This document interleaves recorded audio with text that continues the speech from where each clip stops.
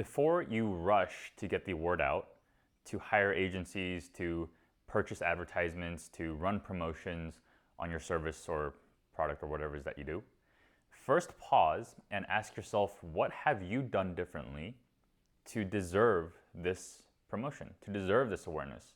What are you bringing to the marketplace that isn't already there, such that the promotion will actually work? Because otherwise, you're promoting a commodity. And unfortunately, that happens to be the case most of the time. When we don't take the due diligence of taking the steps that come before promotion, we end up shipping and we end up promoting something that is completely unremarkable. So what happens as a result? You get inefficiency of promotion, inefficiency of advertising, you pay a lot, and ultimately it becomes unsustainable. So we're trying to build you something, or I want you to build something that is sustainable for you in the long run. And what that means, what that's going to look like, is being unique and filling a unique need that no other alternative competitors can. And when you do that, you're no longer a commodity. When someone needs something, you're the only solution for it. And when you go out there and you start promoting yourself as such, then the people who have always desired this, and trust me, there's going to be a lot of people who align with how you think, they're going to want that solution. And it's not enough to come to build something authentically for yourself or for myself and just impose it onto the world. That's not how it works. It starts with building something intentionally, with empathy, with first spending a lot of time in the perspective, in someone else's shoes, to understand what they want, how they see things, and creating something for them. When we have intentionality, when we can intentionally build something, our chances of creating something worthwhile is dramatically higher than if we go and say, hey, this is who I am, I'm just going to do what I think is good, and people are either going to love it or not. Because chances are, we're not. As individuals, we're way too unique. So when we just scale up our individual selves, it's not really going to work well. But if we can build something with authenticity and fine-tune it for the audience, that's when we start creating something worthy of talking about, worthy of remarking upon, being remarkable. And when we're remarkable, we get all the benefits of lower costs, like in advertising, better referrals, more awareness, staff wanting to work with you more, less turnover. Like, all these benefits come when we design intentionally. So what does that look like? First, it starts with you seeing the others.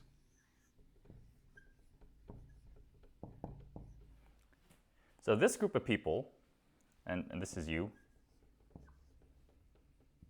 and you're looking at them. As human beings, we are inherently dissatisfied. We have a lot of problems. Unless you're very enlightened, you're going to have a lot of things that you want taken care of. You're going to have a lot of ideas about who you are, about identity, about how I can present myself better, of how I can rise in status or lower my status or maintain my status. We have all these things that we're trying to accomplish subconsciously, consciously, and so on. The problem is we do a very bad job of creating those paths forward, or else everyone would be on a path towards self-fulfillment or self-actualization. And that's rarely the case. We know we have a hint at what we think is better, but we have a hard time materializing it. It's kind of like when I ask you to draw someone's face. You know what it looks like, but when you actually go to draw it on paper, it becomes very difficult. They understand, they have a concept of what better is, but they're not able to create it. You come and you start seeing these behaviors.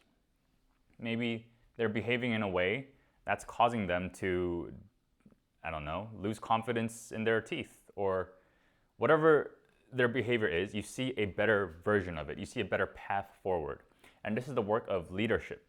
So it starts with you seeing the market and saying, okay, this is how things could be better. Right? So you have an idea of what things should look like. So very famous examples. Steve Jobs had an idea of what things should look like. Elon Musk, when he created Tesla, had an idea for how transportation should look like. And the people who aligned with that idea eventually became customers, but not immediately, not when they first started with this idea. When they first came out with this idea, they actually had a lot of critics, a lot of doubters, a lot of people who believed it would never happen. And it was only through this marketing engine that they built, through creating a culture, through creating feedback loops, through creating peer pressure, where they caused people to finally convert and adopt their ideology. So it starts with the ideology. It starts with your vision of what things should look like. Then we create a marketing system.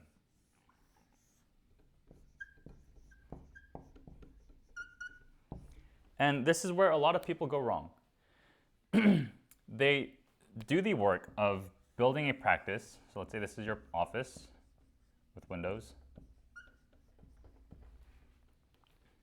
And they jump the gun and they just start promoting. They start trying to build awareness this way so that attention can come this way, so that hopefully there's some profit to be made. And when this happens, when this system isn't built out, it just becomes selfish. It's just your ideology and you're trying to impose it on people. And again, the resulting costs of this are increased costs of advertising, unsustainability, and so on. So we're not going to take that route. We're not going to jump the gun. We're not going to go into selfishly promoting ourselves until we've done the work of creating an empathetic system that's going to align with them. And then we're going to promote this thing. And then we're going to promote this. And it's going to work its way through like that. All right. So why is it a system? Why don't we just do this one-off event where we just create some noise and get some people to take action? Well, it has to be a system because we want sustainability. You can build marketing in an unsystemic way, but what I want for you and what you probably want is consistency of action. You want people consistently adopting your ideology, adopting your vision of how dentistry should be. And the only way to do that, only way to create consistency, is to create a consistent system. And so the people who come through this consistent system will end up, hopefully, behaving consistently, all right? That's just systems theory. So these people are going to engage with the system. But first, it's a paradox. Do we start with the system or do we start with the people?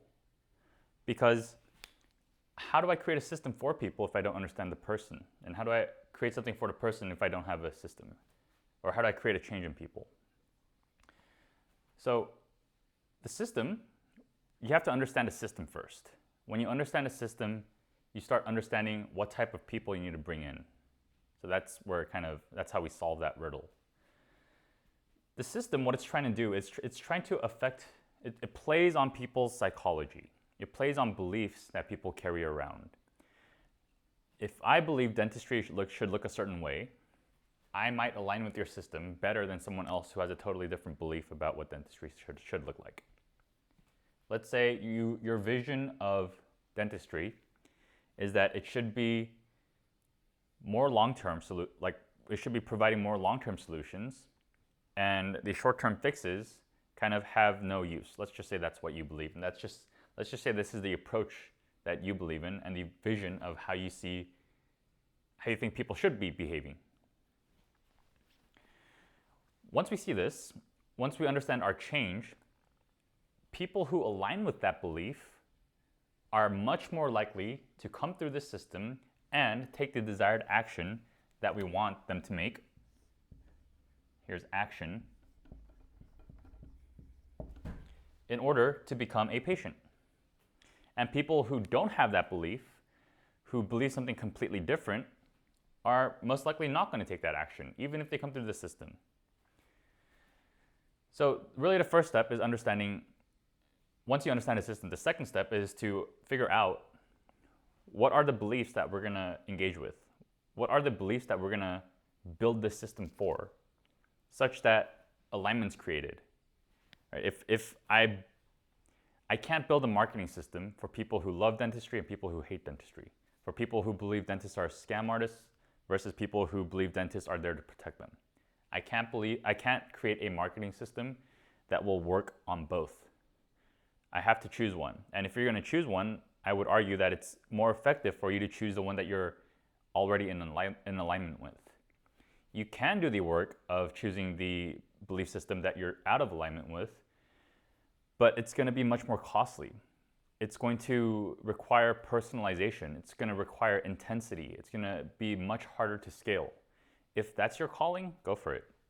But if you're in this to create as much change as possible, if you're here to make as much of an impact as possible, and it doesn't necessarily require personalization, then pick the belief systems that's already aligned with you, because then you'll make more scale. So it's a personal preference there as well. So we go here, and the challenge that we have, the resistance of doing this work, of picking who, is because we're scared and we want to appeal to everyone. And so we think this is enough, just doing this work, or we hope that it's enough. We want to believe that. Right? We want to believe that we are good enough. And when we don't do this, and we just approach as we're good enough, then we're a commodity. All right, so we resist because we don't want to limit our options. In my strategy course, we have an exercise called scale validation. After we determine who we're going to be targeting for, which beliefs we're choosing to align with, we validate that to scale. We see if there's enough of them. And typically what the exercise outputs is that there's going to be a lot of these people in your serviceable area, in a competitive driving distance from your office. And the number of people that you actually need to serve, active patients, is a minuscule percentage of the available population of people who align with your beliefs. We have a very poor, very ineffective understanding of scale. If I asked you to visualize $100, you could probably easily do that, and $10,000 maybe. $1 million becomes difficult. $1 billion becomes difficult. 100 billion becomes difficult. If I ask you to imagine 10,000 people, that becomes very difficult.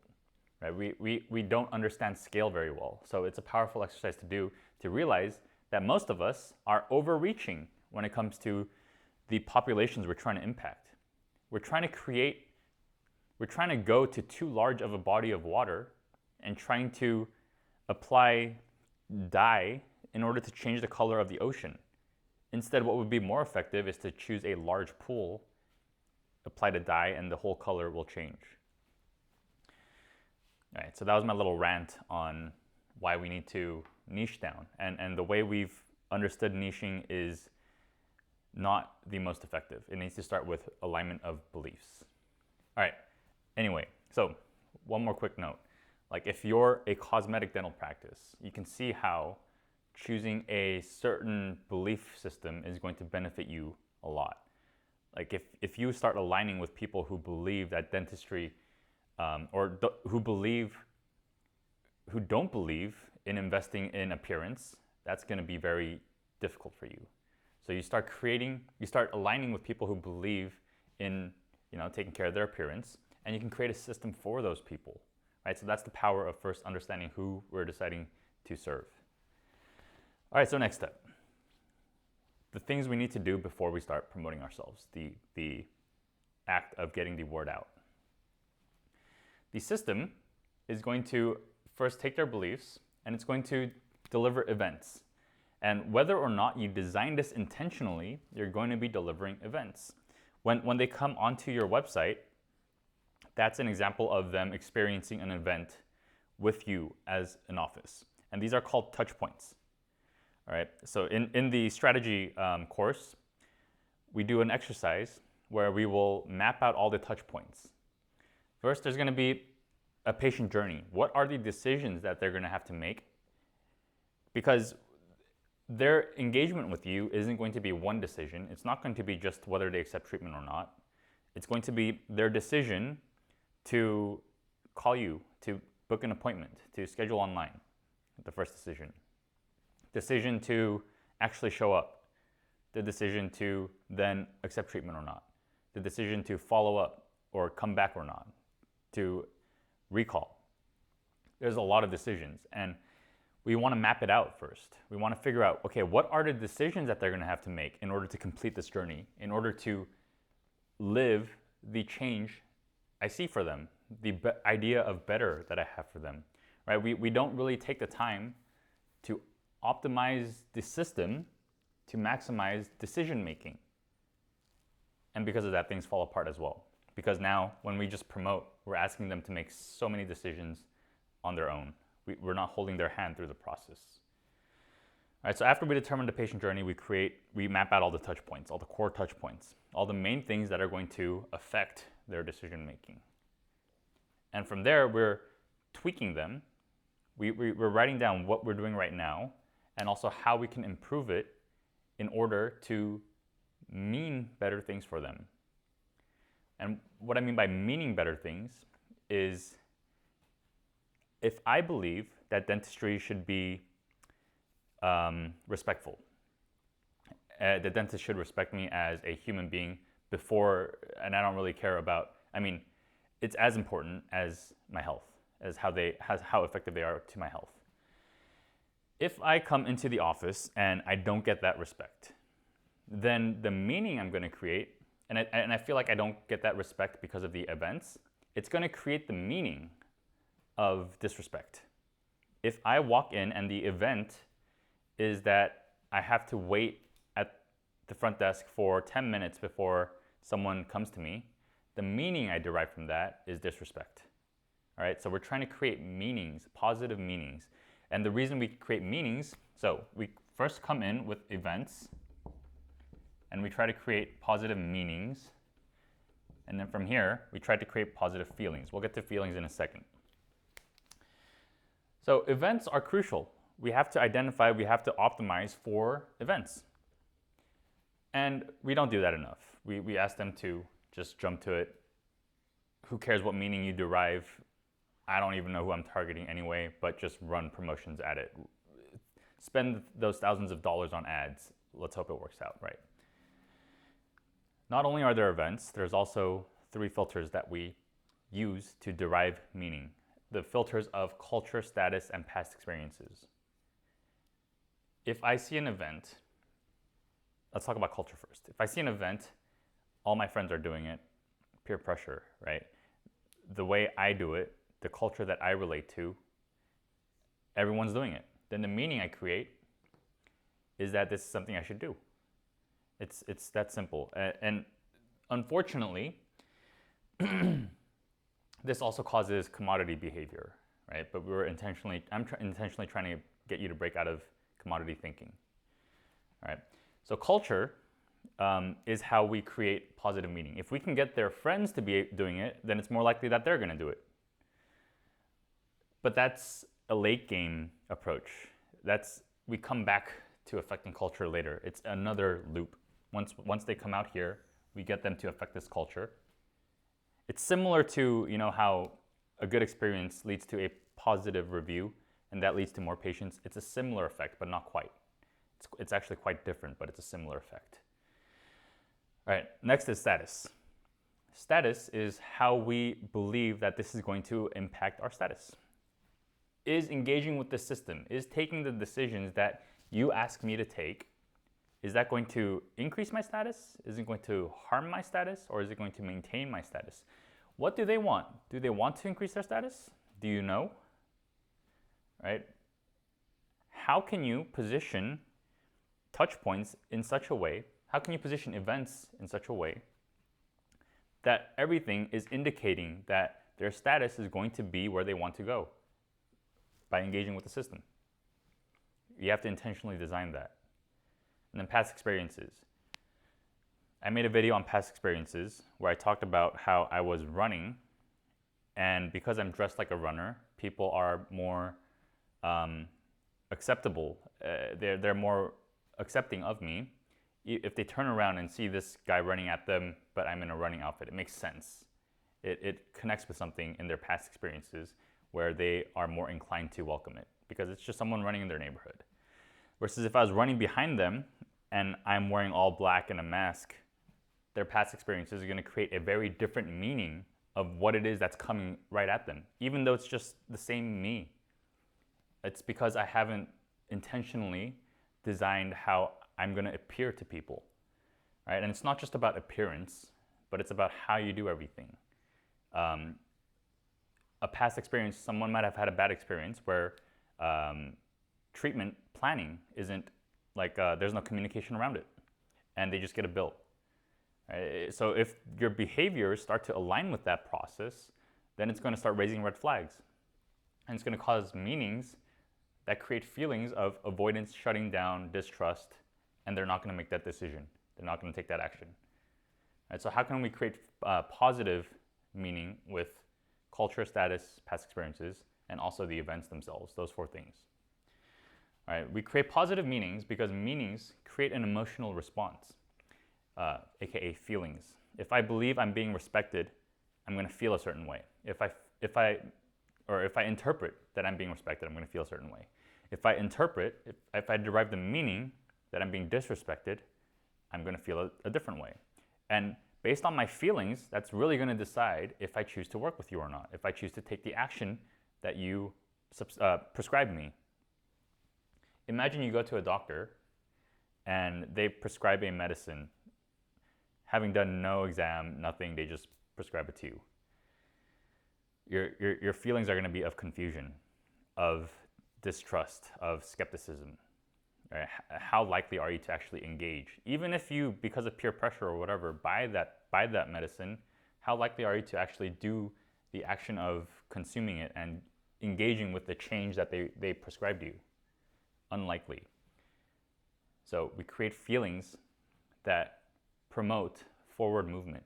So what are those feelings? It's primarily 3 feelings: of openness, of engagement, and trust. If we can create that, then the potential for creating action is much higher. And we're going to address fear with past experiences and things like this. All right, this whole thing is what we're missing. We forgot to do this, and we rush in with just our idea of what things should be, and we're trying to drag people straight into it. We haven't done the work of creating things for them, of considering their past experiences, of considering their status, of considering the culture, of considering things that have significant meaning to them, and building in such a way that they know that this is safe, or that they can trust this, or that this is going to actually align with their goals. We haven't done that work. And we're rushing to spend thousands of dollars to promote ourselves as a commodity. So stop it, pause, build this thing out, and then let's get the word out. Let's now proudly get the word out of something that we're confident is not only going to help these people, but also that they're willing to engage with. Right? That's the difference. And that's what I want for you. So if you're thinking of getting the word out, if you're thinking of investing and you're wondering when's a good time to start getting the word out, stop and take the course. It's completely free. You'll learn how to build this. Do that first, and then you'll see marketing, this whole relationship, in such a different light. And you'll know when you're ready. You'll know when you're ready to get the word out and when to promote, and you'll know exactly how to do it. Because the process of promotion, this part, is a well-beaten path. Everyone is doing this. There's so many providers out there, people who are willing to advertise for you, freelancers, agencies, industries, even like Dentrix, like they're doing ads. So the tempting path is this, and most commodities take this path. The question is whether you're going to be another commodity or not, and I challenge you to not be.